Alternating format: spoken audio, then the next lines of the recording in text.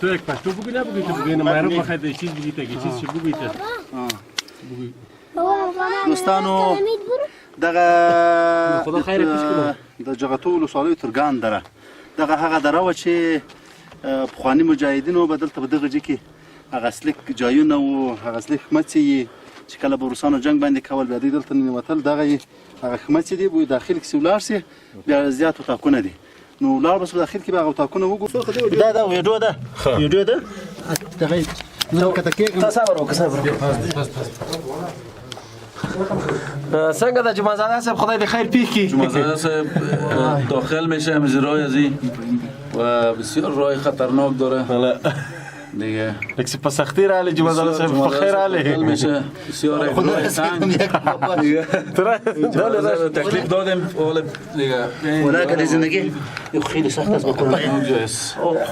نیستیم چرا ازش باید دیگه بیخی بیغم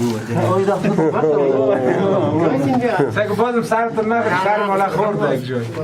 حاجی صاحب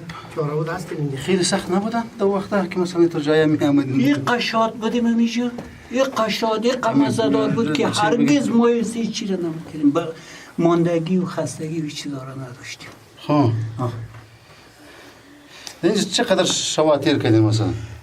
اینا تقریبا 15 سال دیگه تیر شد 14 سال چیزی کم 15 سال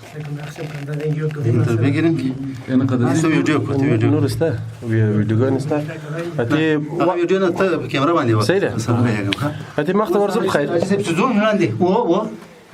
زه مختاره کومه دوتا څه ده نه اول تو دغه سر نه شروع کو یو سر نه شروع کو جای کلام بیا جمعه بیا نه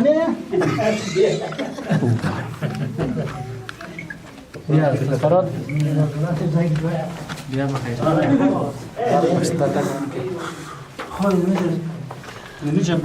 این اتاقای مجاهد بود جمعه داده اینجا بالا میشه اینجا سنگ است اینجا فقط یکانه چای مای چیزای خود میشتیم ما ببینیم مجاهد دیگه چای ما معلوم میشیم قشنگ یک چای خوب و بعد چیزای خشیرنی خود میش دیگه در اینجا فرشکاشان آور بود مجاهد دیگه زندگی خود میجا میکرد اجازه بعضی نمی یک جای است یا زیاد جای مرقم است زیاد جای میتر جای داریم خص خماسه زیاد جای میتر سموچا داریم این چی داریم و هر کندک هر طوله از خود میتر جای داشت باز اینجا خزنده پرنده برنده خزنده او تو مار در اتاق داروشیم دمیت از سموچا از موضوع طرف داروشیم مار از این طرف داروشیم مگم قدرت الله مجاهد نکنده نه ترزش مجاهد حاجی صاحب ما زیات زحمت ها کشیدین خداوند دا زحمتونه مو قبول کړه ولې د موږ د ځوانانو دا اوس کدا ځوانان مو وای ګمان نه کوم زمون تکړه وای نور تاکونه میسته جواب خداوند قبولش کنه خداوند قبول کنه با رضای خود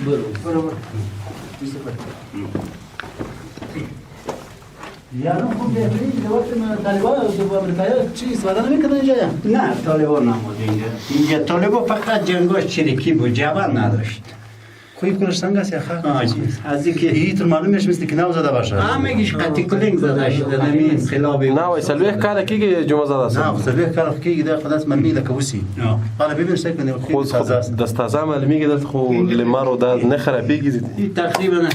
خود شده 45 46 سال پیش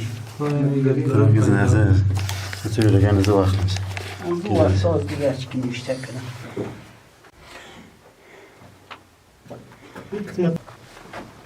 ما لایت نه آوردم مگنی اینجا لایت میخوره خون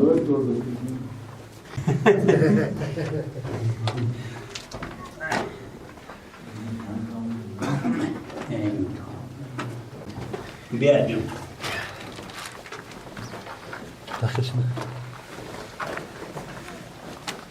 این دیگه یک باشن جور نمیشدن که جدا جدا یک مثلا این خب به خاطر یک اتاق جنام شد میشد که مجاهد همین تو تقسیمات چیزاشی چی بود که تیاره میماد و بمبارد چیزا نفوذ زیاد بود 5 تا این اتاق بود 5 تا دو 5 تا دو رای برگشتیم داشتن دیگه اوش پرت شده ولی با مو خاطر دیگه در اتاق جدا جدا جور کردم جا نتونستم به خاطر نتونست که سقیله سالای سقیله و زیکو یک دشکی مجیدین ها همگیش 12-13 تن از مرکز بود، یک 10 دانه دیگه از دیگه جبهات بود. تیاره را نمیشت که هدف بزنه. دم دشکه آتش باد میشد. تو خصوص ما سر تیاره فایر میکردیم که تا پیوست آتش باد میشد. مگم یالا نمیتونستیم که تیاره خود پیکم کرد، ما ضربت کرد روی بودیم سرش. گاهی داشته باشید که وطن و خاک نگاه کنیم. این وطن اسلام است، دار اسلام است که در خون شهیدا و جوانان بالکل این دنی تر جایا یک کمایی برنامه خب